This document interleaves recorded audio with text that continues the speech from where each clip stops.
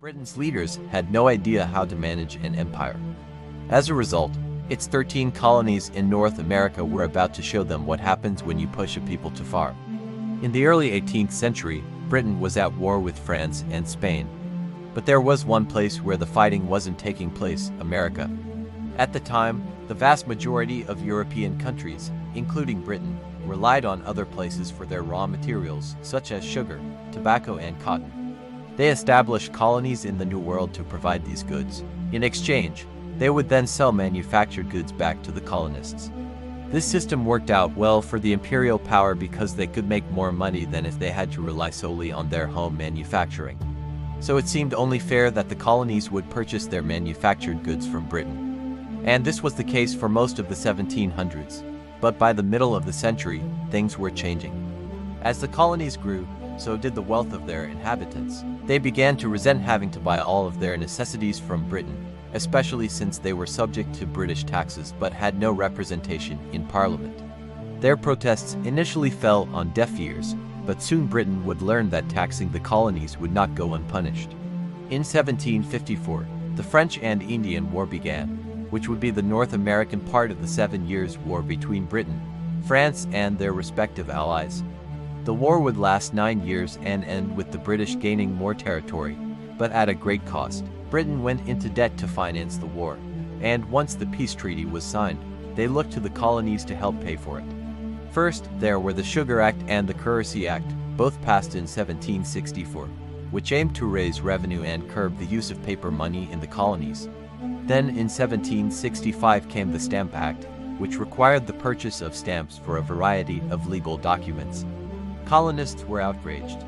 Many saw the taxes as a way for Britain to recoup some of the cost of the war. Others felt that the taxes were unjust because they were not represented in Parliament. But perhaps the most controversial tax was the Townshend Acts, passed in 1767, which taxed goods such as glass, tea, lead, and paper. It was the first time that Britain had put a tax on imports entering the colonies. Colonists began to argue that since the items were now more expensive, they should be made in the colonies instead.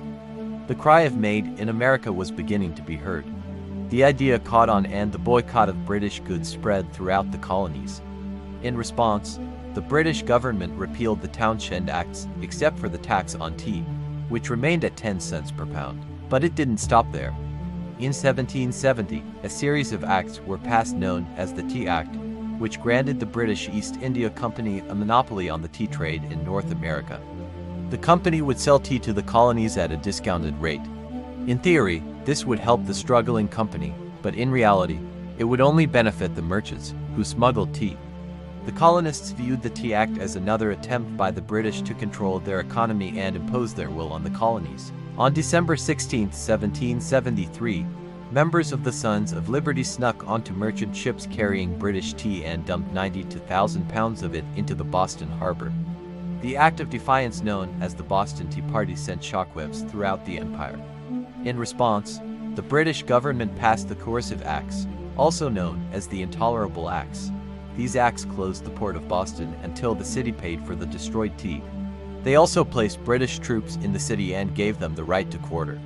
In addition, the acts allowed royal officials to be tried in England rather than the colonies. The colonists responded by forming the Continental Congress in 1774.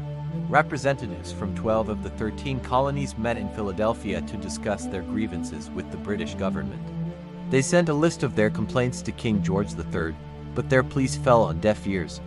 The king was unwilling to negotiate, and the colonists were left with no choice but to take up arms. The American Revolution had begun. On June 17, 1775, delegates from the Second Continental Congress met in Philadelphia to discuss the future of the colonies. The debate was heated, but ultimately the decision was made to break away from Britain. On July 4, 1776, the Declaration of Independence was signed. The document outlined the reasons for the separation and declared the colonies to be free and independent states. The war would rage on for 7 more years, but the die was cast. America would never again be under the rule of a monarch. So what if I told you that this was only one small part of the story? Now we will dive deeper into the events leading up to the American Revolution and explore how Britain's policies helped to fuel the fire of rebellion in America. It might surprise you to know that the American Revolution was not the first war fought between Britain and France in North America. Long before the United States existed, the two European powers had clashed over control of the continent. In the early 1700s, the British and French colonial rivalry was intense. The competition for land and resources led to a series of conflicts, including the French and Indian War, which lasted from 1754 to 1763. The war was a costly one for Britain, both in terms of money and manpower. To make matters worse, the British were forced to borrow money from foreign governments in order to finance the war effort. The debt incurred during the conflict would have a profound impact on the relationship between Britain and its American colonies. Following the war, the British government imposed a series of taxes on the colonies in an effort to recoup some of the costs associated with defending them. The colonists, who had no representation in the British Parliament, were outraged by the new taxes and began to protest. The imposition of these taxes without the consent of the colonists marked a significant shift in the relationship between Britain and its colonies. The colonists, who had previously enjoyed a great deal of autonomy, suddenly found themselves subject to the full weight of the British Empire. The tensions that resulted from this change would eventually erupt into the American Revolution. As the French and Indian War raged on, the British government became increasingly desperate for funds. In 1756, they passed the Sugar Act, which placed a tax on sugar and molasses imported into the colonies. The act was designed to raise revenue, but it also served as a warning to the colonists of what was to come. In 1763, the British government passed the Stamp Act, which required the purchase of special stamps for a variety of goods and services. The act was deeply unpopular in the colonies and led to widespread protests. The colonists argued that they should not be taxed without having any representation in Parliament. The British government eventually repealed the Stamp Act, but it replaced it with the Townshend Acts in 1767. The Townshend Acts placed taxes on a variety of items, including glass, tea, and paper. Again, the colonists were outraged and began to boycott British goods. The economic impact of the boycotts was devastating to Britain, and the government was forced to repeal the Townshend Acts, with the exception of the tax on tea. This concession, however, was only a temporary reprieve. The British government continued to seek ways to raise revenue in the colonies, and in 1770, they passed the Tea Act. The act granted the British East India Company a monopoly on the sale of tea in the colonies and allowed them to sell tea at a discount. The purpose of the act was to help the struggling company, but it also served to further antagonize the colonists. The colonists saw the Tea Act as an attempt by the British government to exert greater control over their economy, and they responded by organizing a massive boycott of British goods. The situation quickly escalated, and in 1773, a group of colonists known as the Sons of Liberty boarded British ships carrying tea and dumped the cargo into the Boston harbor. This act of defiance, known as the Boston Tea Party, was a direct response to the Tea Act, and it outraged the British government. The government responded with a series of punitive measures known as the Coercive Acts, which included closing the port of Boston, quartering British troops in the city, and restricting town hall meetings. The colonists, in turn, organized the Continental Congress in an effort to coordinate resistance to the British government. The growing tension and resentment between Britain and its colonies would eventually erupt into the American Revolution.